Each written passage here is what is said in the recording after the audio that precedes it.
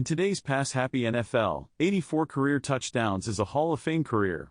Now, imagine hitting that number in an era of clothesline tackles and head slaps, where the forward pass was seen as a high-risk gamble. In that world, 84 touchdowns wasn't just a great career. It was a statistical impossibility. And yet, one man did it. This is the story of Tommy McDonald, the 5'9", 178-pound receiver who defied the brutal logic of his time.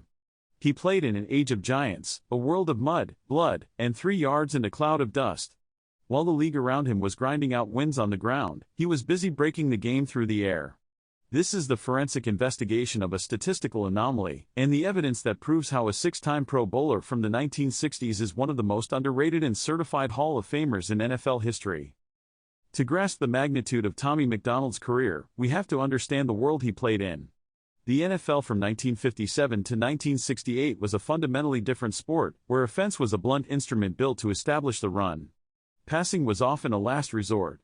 In 1957, McDonald's rookie year, the average team threw for just 153 yards per game. By his final season in 1968, that number had only crept up to 165 yards, a far cry from the 230-plus yards of the modern era. For a receiver, life was brutal. There was no 5-yard illegal contact rule, so a defensive back could mug a receiver all the way down the field. The bump and run wasn't a technique, it was a season-long assault. Tackles were vicious, often aimed at the head. McDonald himself was knocked unconscious multiple times, once by a hit from the legendary Dick Butkus, only to miss a handful of plays.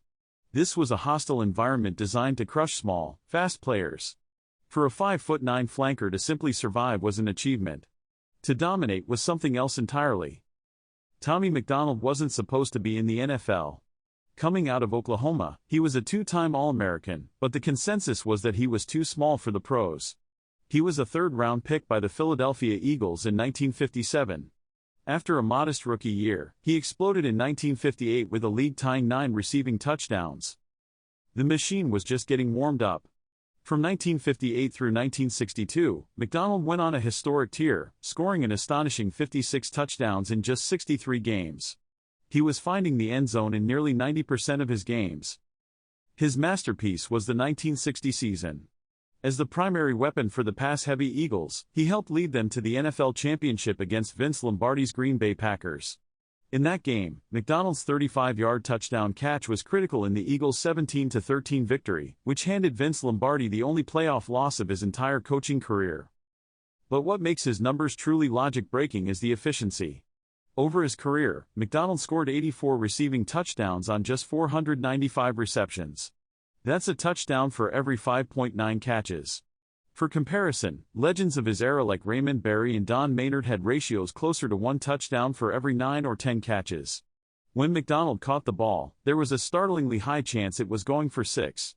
He kept producing even after being traded multiple times, proving the anomaly was portable. When he retired, he ranked second all-time in touchdown catches. So, how did he do it? How did a guy who looked more like a jockey than a football player become one of the most dominant offensive forces of his generation? The first answer was toughness. In 1959, he broke his jaw in a game and had it wired shut. He played the very next week against the Giants and scored 4 touchdowns. His durability was legendary. He missed only 3 games in his first 11 seasons. No matter how hard you hit him, number 25 would invariably bounce right back up. The second answer was his background. A star running back in college, he knew how to read defenses and find open space. "It taught me how to get to the end zone," McDonald said.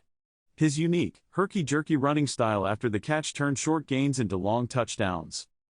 And finally, there was his spirit. In an era of grim-faced warriors, Tommy McDonald was a firework. He was famous for his boundless energy and his infectious enthusiasm. His famously joyful Hall of Fame induction speech captured this perfectly.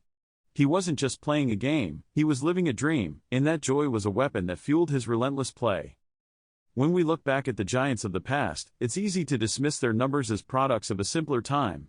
But in the case of Tommy McDonald, the opposite is true. His numbers feel like they were teleported from the future.